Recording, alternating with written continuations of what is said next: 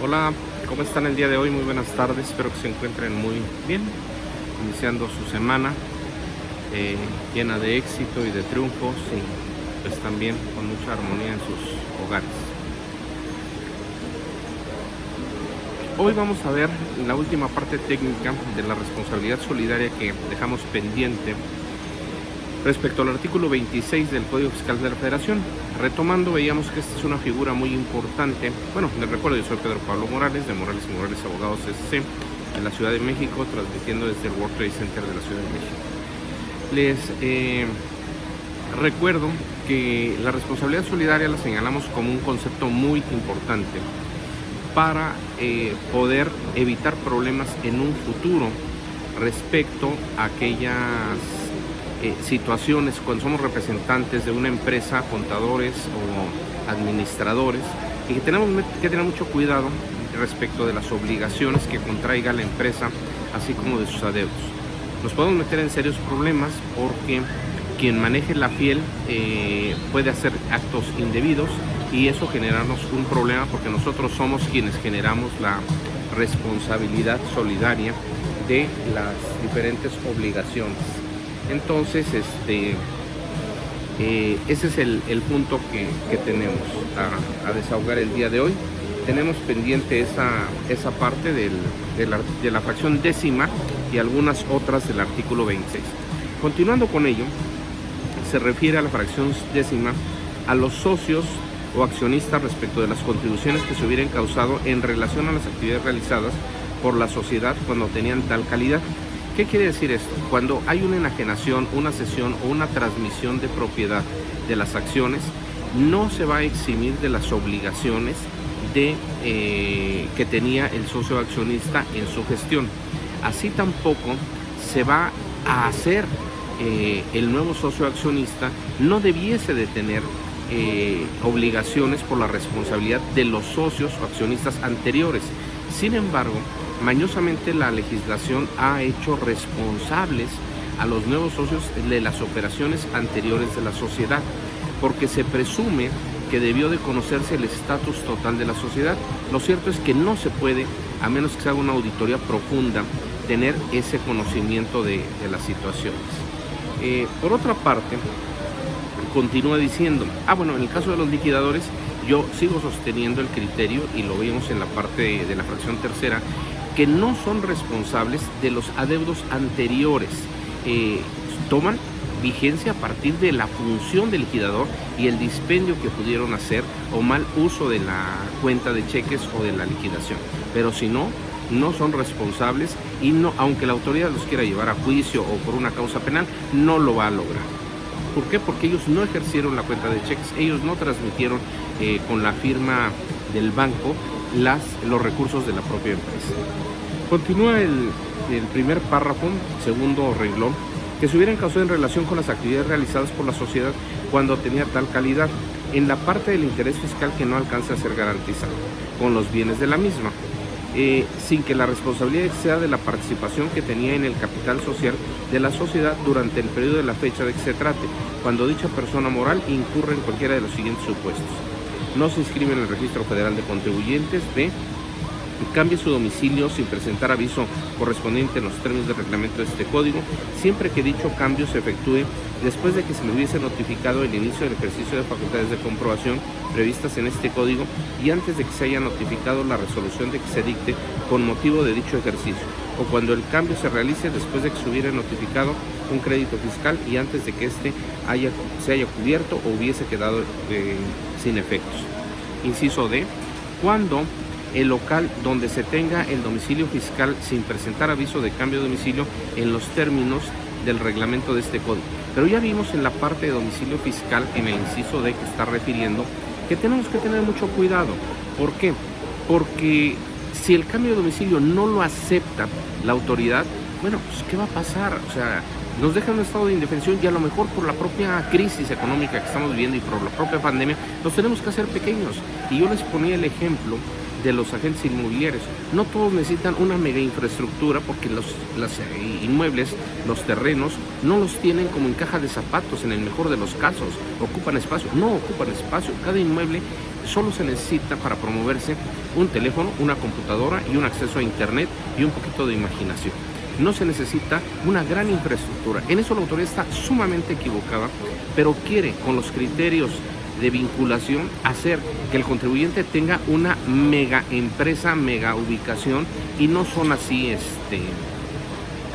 las cosas. Inciso E. No se localiza en el domicilio fiscal registrado en el Registro Federal de Contribuyentes. F. Omite entrar a las autoridades fiscales dentro del plazo que establezcan que las leyes establezcan. Omitan enterar, o sea, pagar a las autoridades fiscales dentro de los plazos que las leyes establezcan las cantidades que por concepto de contribuciones hubieran retenido o recaudado. Esto pues, es una responsabilidad solidaria de los socios accionistas, pero yo les diría, a ver señores, no es que no te quiera yo enterar, no es que yo no quiera pagar lo que le retuve a los trabajadores, a lo mejor ni siquiera el comprobante de pago de nómina es a cuenta, es parcial. ¿Por qué? Porque no tengo para pagarles con una crisis económica. Y perdónenme, yo les dije que no iba a hablar de política ni de aspectos religiosos, pero aquí estamos viviendo en el país una situación verdaderamente crítica. ¿Y qué pasa? No tenemos dinero los empresarios para pagar a los trabajadores, y no es que se quiera, es que no hay dinero por una situación económica que genera el propio gobierno y por una causa adicional fuera de control a nivel mundial que ha sido la pandemia. No se trabaja, se cierran empresas, se dejan a pobres gente sin trabajo, y las empresas pequeñas y medianas están quebrando literalmente. Entonces, si no tienes para pagar los sueldos, menos vas a tener para enterar la retención. ¿Qué pasa? Cuando los bancos no te quieren prestar, cuando los bancos te piden garantías y flujo. Los bancos te piden flujo para ver que realmente vas a pagarles a ellos la contribución. Y no es que no se quiera pagar la contribución, es que no hay dinero, no hay flujo para esa situación. Inciso G. Se encuentra en el listado que se refiere al artículo 69b, cuarto párrafo de este código, por haberse ubicado definitivo en el supuesto de presunción de haber emitido comprobantes que amparan las operaciones inexistentes a que se refiere este artículo. Bueno, cuando se ubiquen en términos del artículo 69b como posibles candidatos a estar en una lista de presuntos responsables de emitir facturas apócrifas, bueno, tenemos un verdadero problema. Y aquí voy a aprovechar para hacer el primer comercial. Tenemos dos buenas noticias, o bueno, para mí son buenas noticias y son agradables noticias. Hemos tenido una respuesta importante, no solo del interior del país, sino no solamente del interior del país, sino de países hermanos. En el interior del país tenemos gente de Oaxaca, de Chiapas, de Colima, de Jalisco, de Michoacán, del Estado de México, de Puebla, de Querétaro, que nos han estado retroalimentando y han hecho nacer en mí una inquietud importante, que hagamos ya nuestro primer curso en materia de facturación apócrifa en términos del 69 del Código Fiscal de la Federación, y que preparemos un primer curso, un primer ensayo de curso virtual que se refiere única y exclusivamente al tema de facturación apócrifa del artículo 69 de la materialidad. Como yo les dije, yo pretendo que les cueste también trabajo, así como a mí me cuesta trabajo el esfuerzo de dedicarles tiempo y regalarles un conocimiento. Yo quiero que se comprometan, y veo que hay muchos estudiantes del Instituto Politécnico Nacional, de la UMAN, de mi casa mater, de la Ibero, de la NAHUA, de la UAM, de diversas universidades y colegios que están tanto en la contaduría privada como en la contaduría pública, como en universidades particulares y del propio Estado. ¿Qué está pasando con esta inquietud? Yo les decía que había que valorar lo que representaba el esfuerzo por la educación. Se me ocurrió que hiciéramos un primer curso virtual al cual los estamos invitando, que se desarrollaría los primeros días de octubre, para que me dé tiempo de armárselos y darles una presentación respecto a toda esta parte de facturación apócrifa. Vamos a poner un costo muy significativo para que se puedan inscribir las más personas que puedan, y les vamos a iniciar la difusión. Primer curso, vamos a señalarlo, los primeros días de octubre, respecto a facturación apócrifa y artículo 69. Segundo, este monto que podamos fijar de un curso virtual buscaremos a quién se lo vamos a donar. Nosotros hemos hecho obra social regalando en ocasiones despensas y no somos de ningún partido político, o lo hemos llevado a repartir comida a hospitales o a N lugares. Ahora, dependiendo de la cantidad que se pueda captar con ese donativo que hagan por el curso virtual, previa la ganancia o la recaudación que se tenga, no es ganancia, nosotros lo vamos a donar. Para nosotros no va a ser un negocio, para nosotros es una satisfacción que ustedes se puedan capacitar. Les fijaremos una cantidad, pero tengan la seguridad que esa cantidad la vamos a donar a alguna actividad que de aquí a fin de año, lo que podemos recaudar por los posibles cursos que tengamos especiales, lo vamos a donar en especie o en efectivo para fin de año, para la gente que consideremos lo requiere. Entonces, hecho el comercial, vamos a continuar y eso lo vamos a empezar a difundir. Un curso para los primeros días de octubre de facturación falta, facturación en términos del artículo 69, facturación a poco. Bien, el siguiente inciso es el G del 26, de la fracción décima del 26. Se encuentra en el listado que se refiere, por eso salió lo del curso, del 69 del cuarto párrafo de este código, por haberse ubicado en definitiva el supuesto de presunción de haber emitido comprobantes que amparan operaciones existentes a que se refiere dicho artículo, el 69. H. Se encuentren en el supuesto a que se refiere en el artículo 69, octavo párrafo de este código, por no haber acreditado la efectiva adquisición de bienes o mercancías y de servicios, ni corregido su situación fiscal, cuando en un ejercicio fiscal dicha persona moral haya recibido comprobantes fiscales de uno o varios contribuyentes que se encuentren en el supuesto a que se refiere el cuarto párrafo del artículo 69 de este código por un monto superior a 7.804.230. ¿Qué pasa? Este artículo es sumamente importante. ¿Qué va a pasar cuando el contribuyente de uno o varios reciba comprobantes apócrifos de 7.804.000? Bueno, se le está despertando a la autoridad la causa penal y será considerado delincuencia organizada y un delito grave. Con esto tenemos una grave preocupación si hemos generado esa facturación, y también si estamos manipulando deducciones con esos montos, vamos a tener grandes problemas. Entonces, tengan muy en cuenta. Ayer o antier me preguntaban por uno de los canales de redes sociales que habían hecho una facturación por 8 millones de pesos y simplemente la descuidaron, y desesperado que cómo lo cancelaba y todo. Bueno, ahí había que darle ya vista al propio Servicio de Administración Tributaria para que se identificara inmediatamente al contribuyente y ellos cancelaran y corrigieran esa situación de manera inmediata. ¿Por qué? Porque si no, iban a tener un verdadero problema y obviamente no había una contraprestación de recepción del recurso, ¿no?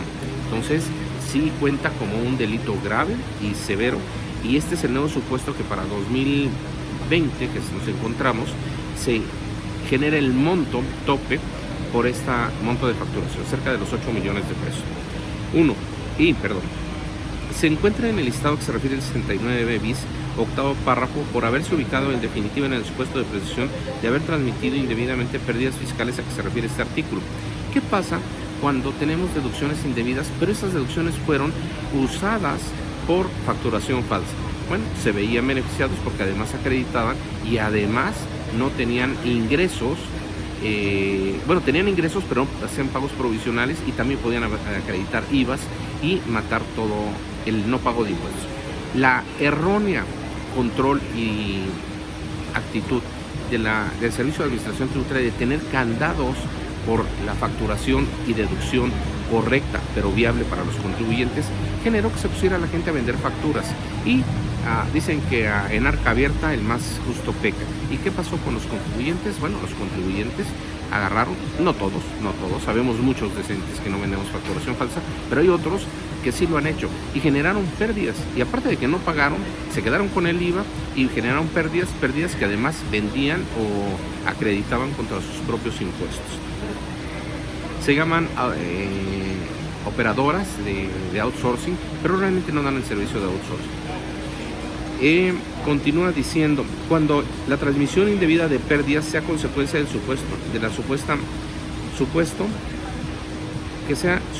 a que se refiere la opción tercera del mencionado artículo, también se considerarán responsables solidarios los socioaccionistas de la sociedad que adquirió y disminuyó indebidamente las pérdidas fiscales, tanto quien emitió las facturas la empresa que las emitió como quien las recibió y las utilizó. Aquí ambos tienen que corregir su situación fiscal de manera inmediata, y eso, como va por cuerdas separadas la parte penal, no implica que tengan se les exima de la causa penal. Ojo con eso, y disminuyendo inmediatamente las pérdidas fiscales siempre que con motivo de la reestructuración, escisión o fusión de sociedades o bien de cambio de socios accionistas, la sociedad deje de formar parte del grupo al que perteneció. Vamos a pensar que hay una escisión de sociedades, y con esa escisión de sociedades se dio el efecto antes y se amortizaron las pérdidas y se dejó de pagar, pero esas pérdidas venían de facturación apócrifa, de no materialidad. Continúa el siguiente párrafo del inciso E. La responsabilidad solidaria que se refiere al párrafo anterior se calculará multiplicando el porcentaje de participación que haya tenido el socio accionista en el capital social suscrito al momento de causación por la contribución omitida en la parte que no se logre cubrir por los intereses de la empresa. Aparte, la responsabilidad a que se refiere la fracción únicamente será aplicable a los socios accionistas que tengan o hayan tenido el control efectivo de la sociedad respecto de las contribuciones que se hubiesen causado en relación con las actividades realizadas por la sociedad cuando se tenía tal calidad. Ahora, este término de contribuyentes y de empresas, en estricto sentido se refiere al concepto del artículo 16 de empresas, las actividades comerciales, industriales, agrícolas, ganaderas o de pesca. Pero ojo, existen personas morales no contribuyentes, y esas personas morales no contribuyentes son las del título tercero. Pero hay una excepción. Cuando las personas morales no contribuyentes realicen actos o actividades que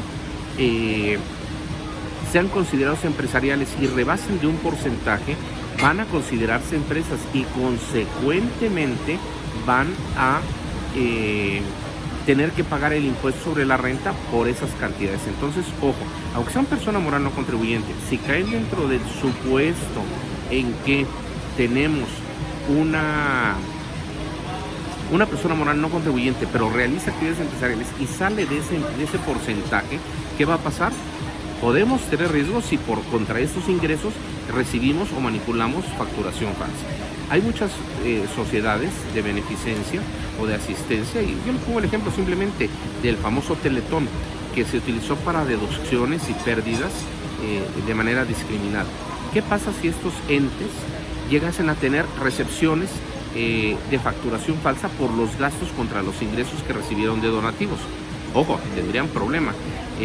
¿Por qué? Porque realizaron además otros actos de comercio que no fueron necesariamente la parte de la actividad no lucrativa. Continúa.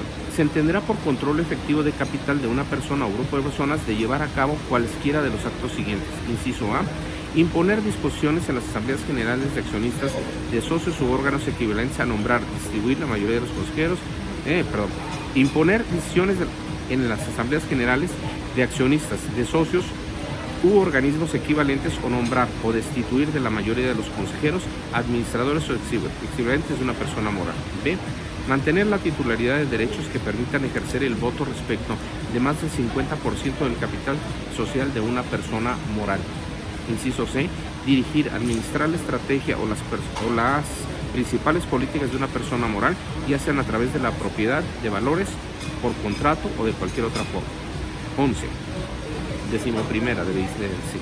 Las sociedades que debiendo inscribirse en el registro del libro de accionistas o partes sociales a sus socios o accionistas, inscriban a personas físicas y morales que no comprueben haber retenido a personas físicas o morales que no comprueben haber retenido y enterado, en el caso de que así proceda, el impuesto sobre la renta causado por el enajeante de tales acciones o partes sociales, o haber recibido copia del dictamen respectivo y, en su caso, copia de la aclaración en la que conste el pago del impuesto correspondiente.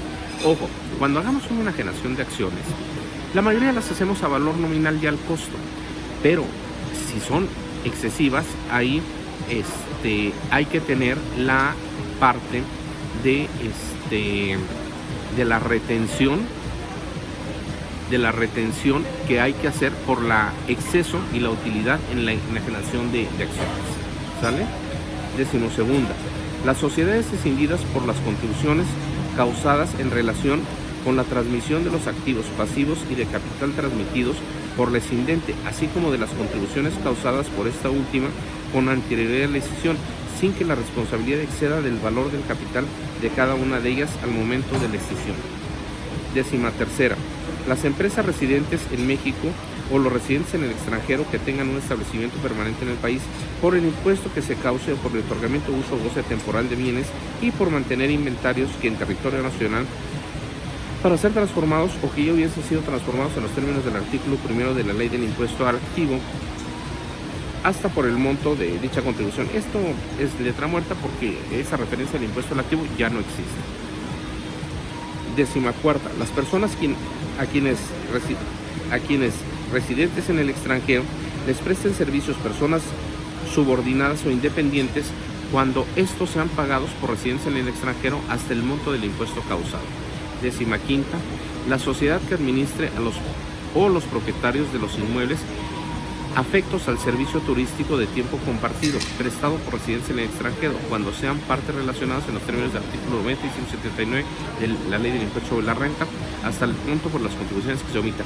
Esta parte de los tiempos compartidos fue muy importante porque se generó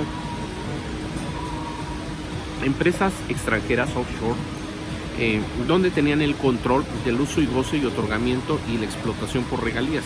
Todo el dinero que se recibía de los tiempos compartidos se iba al extranjero y no se causaba un impuesto en el territorio nacional porque quien percibía el uso o goce era una offshore, fuera del lugar, fuera del origen, una extranjera y que realmente recibía las utilidades y solo pagaba los mantenimientos y pues era su deducción por estar fuera. Hoy ya hay mucho más regulación de estas empresas, pero aquí sigue la responsabilidad solidaria para estas sociedades. 16ª, asociación en participación. Esta fue eliminada a partir del 1 de enero de 2020. La 16 fue derogada y la 17ª de la asociación en participación. Las asociaciones respecto a las contribuciones que se hubieran causado en relación a las actividades realizadas mediante las acciones en participación, cuando tenía tal calidad en la parte del interés fiscal que no alcance a ser gananciada por los bienes de la misma, siempre que la asociación en participación incurra en cualquiera de los supuestos que se refieren a los incisos A, B, C, D, E, F, G, H e I de la fracción 10ª de este artículo, sin que la responsabilidad exceda de la aportación hecha a la asociación en participación durante el periodo o la fecha de que se trata. 18ª, albaceas o representantes de la sucesión. Las albaceas o representantes de la sucesión por las contribuciones que se causaron o se debieron pagar dentro del periodo del encargo. Aquí hay un tema, por ejemplo, hoy bien importante. A raíz de la pandemia y el problema de salud que tenemos a nivel mundial, ha habido muchos decesos, pero en estos decesos hay tanto familias completas que han dejado de vivir lamentablemente, como parte de familias. Y en ocasiones son las gentes que tenemos que salir a trabajar, papás, mamás o tutores, y los hijos adquieren por herencia, ya sea testamentaria o intestamentaria, bienes donde vivían, donde habían generado los papás los inmuebles, y se vuelve un tema muy importante, porque dentro de esos bienes que pueden tener la masa hereditaria, ¿qué creen? Tenemos las acciones, las partes sociales. ¿Y qué va a pasar? Pues tendría que asumir la responsabilidad solidaria los hijos, sean menores o no, del pago de contribuciones. Pero por otra parte, también el que tenía la tenencia accionaria, el que es representante legal, es el que es responsable de la tenencia de la persona que falleció. Entonces, esta fracción, la 18ª, del albacea o representante de la sucesión, tiene un problemón. ¿Por qué? Porque si no lo pagó, pues simplemente está adquiriendo una deuda que, claro, tendrá que sacarlo de la masa hereditaria, pero mientras no la saque de la masa hereditaria, trae un problema de responsabilidad solidaria y derivado de una crisis. Yo considero que hoy en día la autoridad está empeñada simplemente en cobrar y ejercer a los cautivos, y no estoy de acuerdo.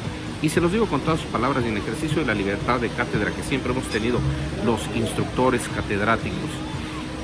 No estoy de acuerdo. Y en ejercicio de la libertad de cátedra yo les digo, aquí la autoridad, en lugar de estar cazando a los contribuyentes cautivos, que siempre son los mismos, y no ampliar la base y dar facilidades a la economía informal y dar apoyos a los sectores que están muy golpeados ahorita, tendría que estar apoyando y eximiendo del pago de contribuciones a todas aquellas transmisiones de propiedad que sean con motivo de un deceso derivado de COVID-19. Señores, ya tuvieron la tragedia de perder a sus familias y todavía van a tener que pagar una contribución o ser responsables por una situación de estas. Ojo, los legisladores no están haciendo nada. Y no están haciendo nada, ni diputados ni senadores. Mejor se están peleando por los votos del PRI, que del PRD, que se fueron al PRI, y toda la noticia del día de hoy. Es lamentable y la sesión que están teniendo en este momento en el Congreso en San Lázaro. Señores, hay que buscar una iniciativa para eximir del pago de contribuciones a los herederos que perdieron a sus familias con motivo del COVID-19. No lo están haciendo. Pónganse a trabajar, por favor. No todo es su necesidad de poder. Por favor, señores. Accesorios. La responsabilidad solidaria comprende los accesorios con excepción de las multas. Lo dispuesto en ese párrafo no impide que los responsables solidarios puedan ser sancionados por actos o omisiones propias. Bueno, pues si tuvieron lamentablemente ese error,